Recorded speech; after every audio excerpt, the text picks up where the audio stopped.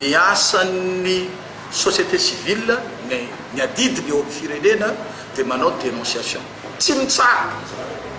tsy manapa-kevitra fa manao dénonciation zany hoe ny antom-pisina eto androany dia ampahafantatra amin'ny société civile namanay fiarahamonim-pirenena namanay ampahafantatra amin'ny ministre tompony andraikitra voalohan'ny fitsarana ampahafantatra amin'ny andrematoa filohan'ny république izay izy foana mo no lasa victime amina zavatra ataona ataontsika hoe tompony andraikitra eny akaiky ny vahoaka eto amin'ity firenena ity ny directeur eny manao ny ataony dia ny filoham-pirenena foana no voahososy amin'izao tsika miresaka zao zao dia filoham-pirenena koa no amen'olona tsiny amin'ny resaka société civile amin'ny resaka société civile indrindrindra amin'ny conseil national indépendant amin'ny droit de l'homme zavatra misy dia tsotra na inona zavatra misy comité ad hoc apetraky ny lalàna valo nisany ny andraikitra ny fifidianana ny ministère justice tompoko dia tsy manapa-kevitra ary tsy mibaiko comité ad hoc fa ministère justice dia miantoka ny logistique fotsiny ny zavatra nisy tao araky ny fanambarana nataona comité ad hoc efatra dia ny ministère justice no manery an'zareo manapa-kevitra avako tsara ministère justice satria ministre justice fa le technicienne tao amin'ny ministère justice zay nitarihan'ny directeur ny droits humains dia rehefa nanao réaction tamin'iny le comité ad hoc zany araky le faleo-kevitra dia nahiliky natao ahoana nilazaina fa hoe mijanona aloha ny asa fatsononareo rehefa miverina ny asa nefa kay le efatra reo ihany navelany tany fa ny efatra ny taritany faharoa tonga ny andro fifidianana mbola io directeur io ihany koa no tsy nanaiky nidiranyireo comité ad hoc reo tao anaty bureau de vote na tonga nireo comité ad hoc reo nanao conférence de presse zareo teo ivelan'ny ministère justice tamin'ny andro fifidianana teo zay na eny zany hoe tsy nekeny lay directeur ny droits humains hiditra tao izy manontany izy hoe efa foana ve le arrêté nanendrenanay satria azadiny fa arrêté ny nanendrenany manao aloha zareo samy mifidy le samy société civile misafidy hoe reto ny ataontsika comité ad hoc ikarakara fifidianana dia rehefa vity nivoaka amin'izay ny arrêté manendry an'ireo olonireo valo zareo ny efatra zany tsy nekeny le directeur aniditra nefa tao anaty bureau de vote mbola valo ihany ny olona tao anaty bureau de vote lasa ny tombo 12 zany le comité ad hoc antaniny mpanao gazety le comité ad hoc tsy tafidy nareo nga voafafa anjay mbola tsy notifie zay zava-misy faharoa ny fidinaona moa zany ny safidy nanao sivana nyreo association mahafeno fepetra mahazo mifidy sy tsy mahazo mifidy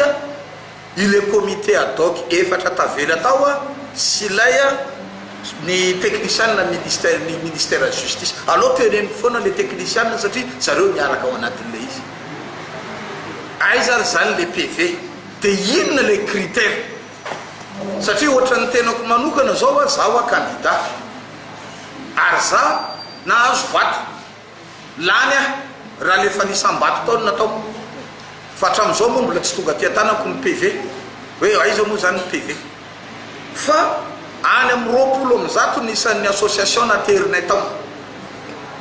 na manana statut manana récépissé tonga ny andro fifidianana 7 amin'ny 20 any tamin'ireo 20 reo no mahazo mifidy amin'ny 12 alina milatsaka anatin'ny MP ny liste ny mpifidy efa maraina mijery MP no mahita hoe ty liste ny mpifidy efa maraina alohan'ny amin'ny valo efa amin'ny valo ny fifidianana amin'ny enina maraina mahita hoe reto liste mpifidy 7 amin'ny 20 mipetraka amin'ny fanontaniana inona zany ny critère na tonga le 7 amin'ny 20 mbola mahazo mifidy ary le ambony tsisy nahazo mifidy dia mba tokony atao mazava zay zavatra zay le comité ad hoc tokony andany an'izany zavatra zany efatra le tokotany efatra ao anaty bureau de vote zany zavatra zany mampametra-panontaniana vokatra zany fomba fiasa maloto zany inona ny vokany fito ihany no isan'ny olona nandady sabato tao anatin'ny droit de la femme. Tsika rehetrarehetra mahafantatra tsara rehefa 8 mars feno fikabadam-behivavy ny tanàna. Dia fito ihany ve no andeha andany a commissaire isolo tena ny vehivavy eny anivon'ny Nations Unies. Dia ahoana ny feritreretan'ny Nations Unies ny firenena malagasy an'izany? Ahoana ny feritreretan'ny Nations Unies ny société civile malagasy an'izany? Raha jerena vivelany zany dia ny société civile eto Madagasikara dia tsy miraharaha droit de l'homme. Ohatran'izay koa tao amin'ny enfant fito ny personne handicapé tsy tadidiko fa tena vitsikely. Dia le endrika ny firenena amin'ny firenena mikamba tsy amin'ny olona rehetra mpandala ny zoma olombelona zany a, dia na tsika vahoaka malagasy tena hoe tsika zany sady efa mahantra no mbola tsy miraharaha ny zoma olombelona. Inona zany ny amintsika? Dia zay ve zany ny sary avoakatsika amin'ny alalan'ny fomba fiasan'le comité ad hoc sy reto le technicianina ny ministère reto? Za tompoko dia olona mpiao ary tena miao ny filoham-pirenena zay ny fidiko zay ny toalako. Tsy miditra any amin'ny resaka hoe fitondram-panjakana